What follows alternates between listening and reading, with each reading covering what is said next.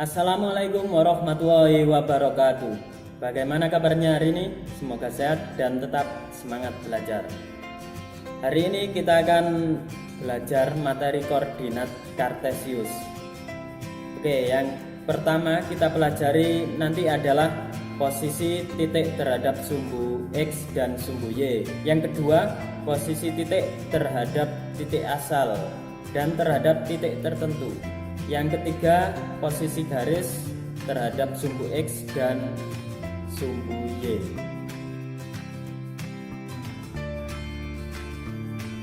Oke, langsung saja kita ke materi. Materi pertama, posisi titik terhadap sumbu X dan Y.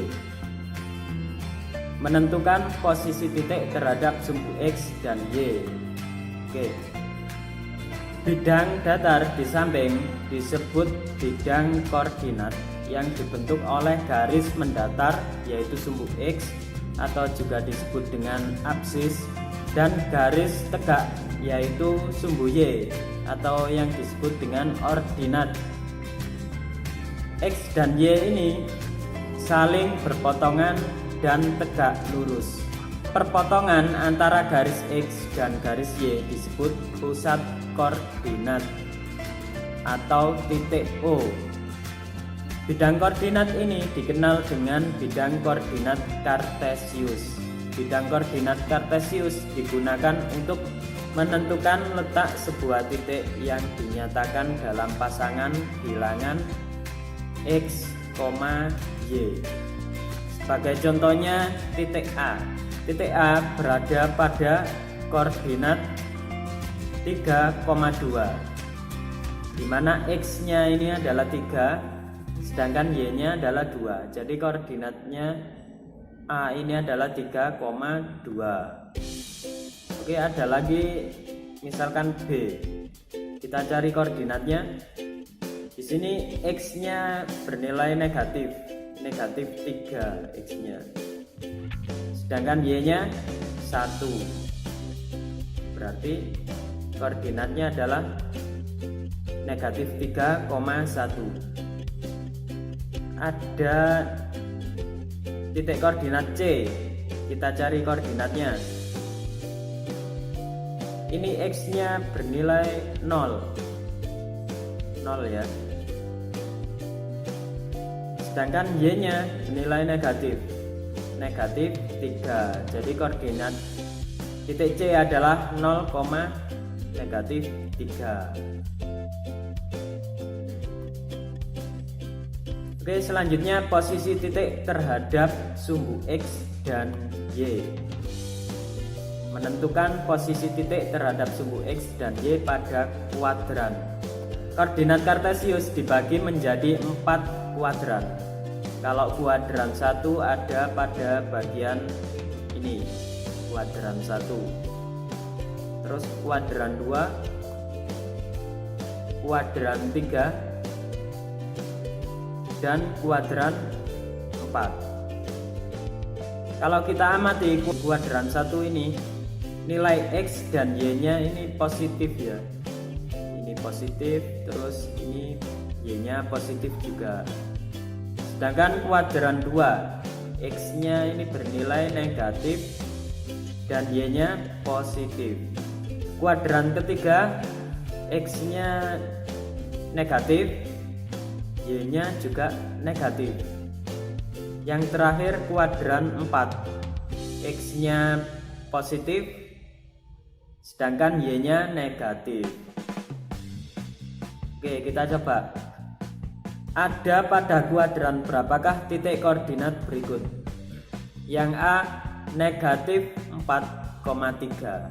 Nah, yang A negatif 4,3. Kita lihat X-nya itu negatif 4, Y-nya 3. Jadi X-nya di sini adalah negatif, Y-nya positif. Berarti yang koordinat A berada pada kuadran 2. Yang B 4, negatif 3, X-nya positif dan Y-nya negatif. Berarti ada pada kuadran berapa? Ada pada kuadran 4. Koordinat C yang X-nya negatif 2, Y-nya negatif 3, kedua-duanya negatif, berarti ada pada kuadran 3. Yang koordinat D, dua-duanya positif, X-nya 1, Y-nya 2, berarti sudah jelas ada pada kuadran 1. Oke, gitu. Selanjutnya posisi titik terhadap titik asal 0,0 dan terhadap titik tertentu. Misalkan pada sebuah denah diketahui koordinat sebagai berikut. Rumah Dani ada pada koordinat 4,2, rumah sakit ada pada koordinat negatif 2,4, sekolah pada koordinat negatif 3, negatif 4, dan masjid terdapat pada koordinat 2, negatif 3. Dan kita coba menentukan ini rumah sakit terhadap rumah Dani. Oke, coba kita amati. Rumah Dani ada pada kuadran 4,2. 4,2 berarti di sini ya. 4,2. Nah, X-nya 4, Y-nya 2. Oke, sekarang rumah sakit koordinatnya negatif 2,4. X-nya negatif 2, Y-nya 4, ada pada sini rumah sakit. Terus sekolah negatif 3, negatif 4, X-nya negatif 3 dan Y-nya negatif 4, ada pada sini. Yang terakhir masjid. Masjid terdapat pada koordinat 2, negatif 3, X-nya 2, Y-nya negatif 3. Nah, ini. Oke, kalau sudah, kita coba menentukan yang A. Rumah sakit terhadap rumah Dani itu koordinatnya berapa? Karena yang ditanyakan koordinatnya rumah sakit terhadap rumah Dani. Jadi yang bertindak sebagai titik koordinat adalah rumah Dani. Oke. Terus kita cari koordinatnya rumah sakit itu berapa? Nah, di sini X-nya itu negatif 6 dan Y-nya 2. Kalau terhadap rumahnya Dani, berarti koordinatnya negatif 6,2. Nah, itu. Terus selanjutnya masjid terhadap rumah Dani. Nah, rumah Dani tetap jadi titik pusat koordinat. Sekarang kita menuju ke masjid. Masjidnya berarti koordinatnya berapa? Koordinatnya adalah negatif 2, negatif 5. X-nya negatif 2, Y-nya negatif 5. Oke, setelah itu rumah Dani terhadap sekolah. Nah, yang bertindak sebagai titik pusat koordinat adalah sekolah. Nah, ini sudah jadi titik koordinat sekolahnya. Kita cari koordinatnya rumah Dani. Rumah Dani ada rumah Dani ada di sini. Berarti koordinatnya berapa? 7,6. Karena X-nya 7 dan Y-nya 6. 7,6. Dan yang terakhir masjid terhadap sekolah. Jadi sekolah masih jadi titik pusat koordinat. Masjidnya berada pada koordinat berapa? 5,1. Karena X-nya itu 5 ini dan Y-nya 1. 5,1. Oke, seperti itu. Lanjut, posisi garis terhadap sumbu X dan sumbu Y.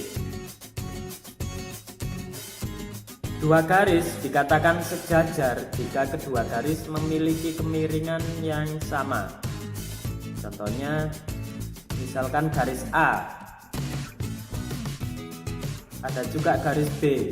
Berarti A dan B ini sejajar karena memiliki kemiringan yang sama. Tetapi ini A dan B ini sejajar dengan sumbu Y, tidak miring ya. Oke, ada juga garis E sejajar dengan garis F karena memiliki kemiringan yang sama. Garis C sejajar dengan garis D. Oke.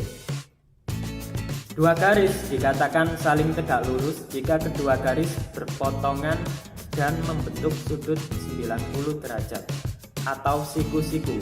Kalau kita amati di sini yang siku-siku adalah garis A dan D. Itu saling tegak lurus. Selain itu ada lagi garis B dan D. Oke. Dua garis dikatakan saling berpotongan jika kedua garis saling memotong satu sama lainnya. Kalau kita amati, ada berapa garis yang saling berpotongan? Banyak ya. Contohnya, misalkan ini. Garis A berpotongan dengan garis F. Nah, itu titik potongnya. Ada juga garis A berpotongan dengan garis D. Terus ada lagi garis F berpotongan dengan garis D.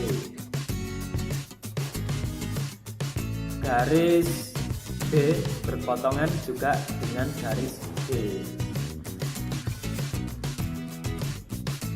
Ada lagi garis C berpotongan dengan garis E.